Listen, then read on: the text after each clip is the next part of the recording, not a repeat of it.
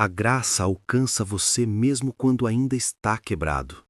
Essa é a graça que vemos no monte chamado Calvário, onde Jesus acolheu um homem moribundo em seu reino sem que ele tivesse nada nas mãos, a não ser a fé.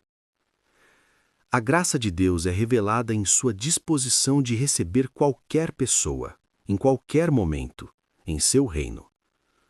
Uma das imagens mais claras disso é o ladrão arrependido que foi crucificado ao lado de Jesus.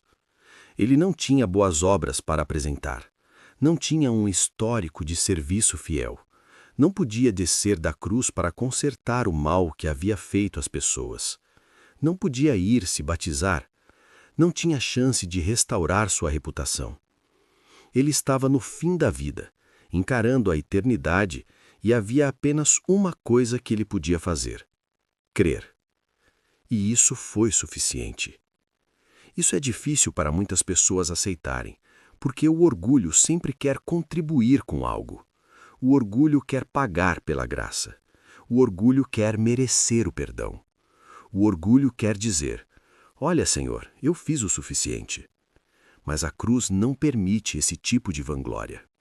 A cruz revela a verdade. Você traz o seu pecado, a sua necessidade, a sua impotência, e Jesus supre tudo o que falta.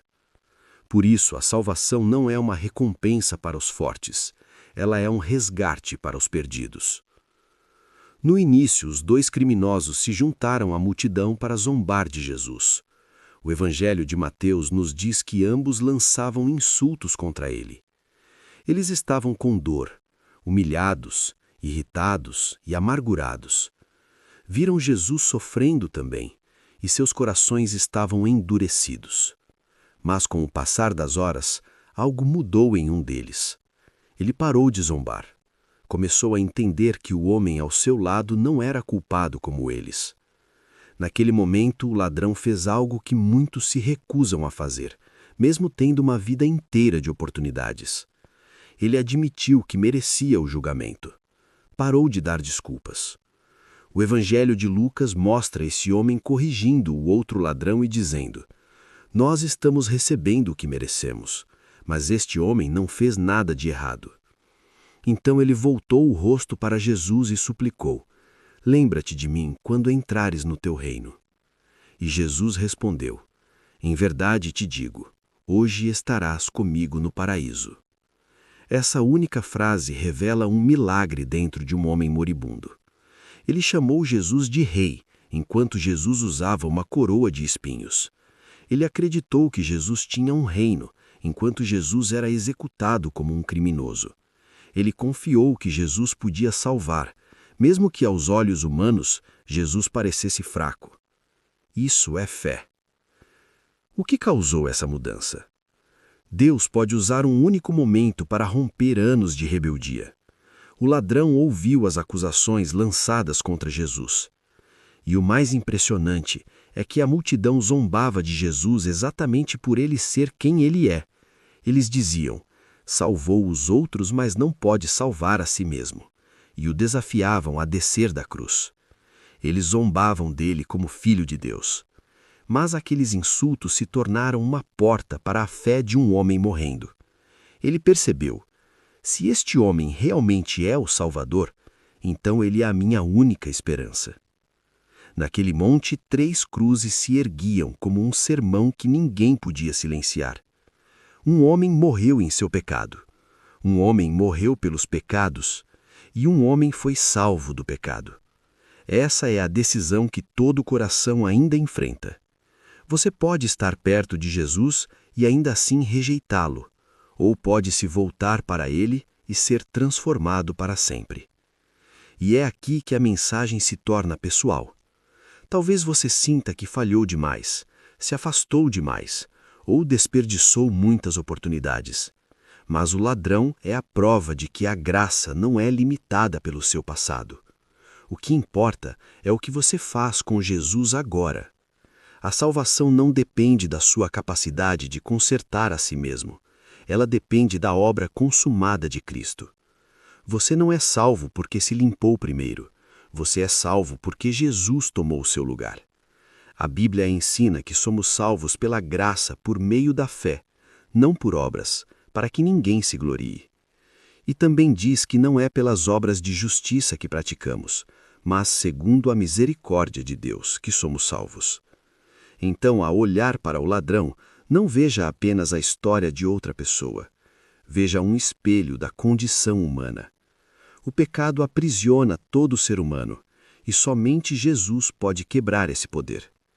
O ladrão não podia escalar o caminho para o paraíso. Ele só podia confiar naquele que tem as chaves da vida e da morte. E Jesus respondeu com misericórdia. Essa é o coração do Evangelho. Você é mais pecador do que gostaria de admitir, mas é mais amado do que consegue compreender. A Bíblia diz que Deus demonstrou seu amor ao enviar Cristo para morrer por nós quando ainda éramos pecadores. E quando Jesus morreu, ele não deixou a salvação incompleta. Suas palavras foram: "Está consumado". Isso significa que a dívida foi paga, o sacrifício foi aceito e a porta foi aberta. Por isso o ladrão pôde ser salvo em seus últimos momentos. Nunca foi sobre a obra do ladrão, sempre foi sobre a obra de Cristo. Então hoje não adie sua entrega. Volte-se para Ele com sinceridade. Confesse a verdade. Peça misericórdia. Confie plenamente. Se um homem morrendo encontrou esperança com um único pedido sincero, você também pode se aproximar. A cruz ainda está de pé como o convite de Deus, e Jesus ainda responde ao clamor da fé. Agora vamos separar um momento para orar juntos. Senhor gracioso e misericordioso, quando reflito sobre a cruz, vejo um amor que este mundo jamais poderia compreender. Vejo perdão sendo oferecido a quem não podia merecê-lo. Vejo esperança sendo estendida quando o tempo já estava quase no fim. Obrigado por me lembrar que a salvação não é baseada no que eu posso fazer, mas no que tu já fizeste. Ensina meu coração a descansar nessa verdade e não a tentar provar meu valor. Confesso, Senhor, que muitas vezes quero trazer algo para a mesa. Quero me consertar antes de ir até você. Quero acreditar que meu esforço me torna aceitável. Mas hoje eu deixo esse orgulho. Reconheço que sem ti nada posso fazer. Purifica meu coração e renova minha mente, para que eu viva pela graça e não pelo medo. Ensina-me a não ficar preso ao arrependimento do passado, a não me punir por aquilo que tu já perdoaste. Ensina-me a caminhar em liberdade, sabendo que tu restauras o que o pecado tentou destruir. Dá-me um coração sensível à tua voz. Ensina-me a não endurecer quando tu falas comigo, a não adiar a obediência, a não ignorar teu clamor. Que o arrependimento seja um caminho de vida e não um lugar de vergonha. Lembra-me todos os dias que eu não começo o dia sob condenação, mas sob misericórdia. Ensina-me a transfiar em ti, mesmo que as circunstâncias não façam sentido. Fortaleça a minha fé para que eu me agarre à verdade e não ao medo. Hoje eu recebo o teu perdão. Recebo a limpeza do meu coração. Recebo a alegria restaurada. Ajude-me a viver em gratidão, sabendo que a cruz foi suficiente.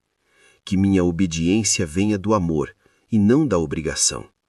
Que minha vida reflita a graça que eu recebi. Eu escolho hoje confiar plenamente, me entregar completamente e caminhar na liberdade que tu me deste.